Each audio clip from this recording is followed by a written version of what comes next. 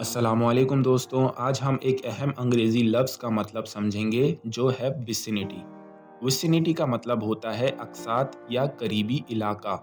जैसे कि अगर आप किसी जगह के अक्सात या उसके करीबी इलाके को ज़्यादा डिटेल से डिस्क्राइब करना चाहते हैं तो आप विसिनिटी का इस्तेमाल कर सकते हैं।